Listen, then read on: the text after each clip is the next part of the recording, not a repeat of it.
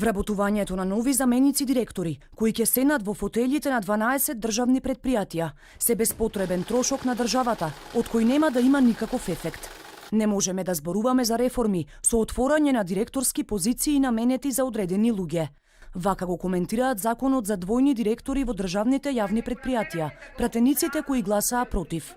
Меѓу нив има и пратеници од власта, кои веруваат дека вработувањето на заменици директори се коси со заложбите за намалување на многобројната јавна администрација. Едно е да зборуваме за реформирање на јавната администрација, зголемување на нејзината ефикасност, без при тоа да има непотребно оптеретување на државниот буџет, а сосема друго е креирање позиции само за да можат да бидат назначени луѓе на тие позиции. Законот за воведување на позицијата заменик директор беше донесен во сенка на потпишувањето на пристапните преговори со НАТО и по скратена постапка.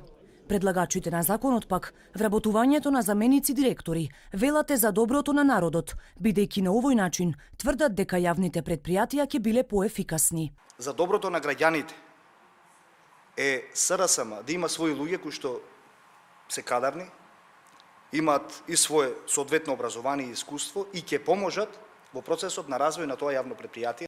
Колку ќе не чинат нивните директорски плати? За сега нема одговор, ниту од предлагачите, ниту од Министерството за финансии.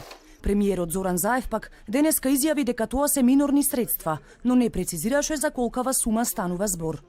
Со новиот закон со амандмански интервенции, двојни директори требаше да добијат сите државни и општински јавни предпријатија, но според пратенички избори, овој предлог не бил прифатен, па се одлучило заменици директори да добијат 12 предпријатија, основани од владата.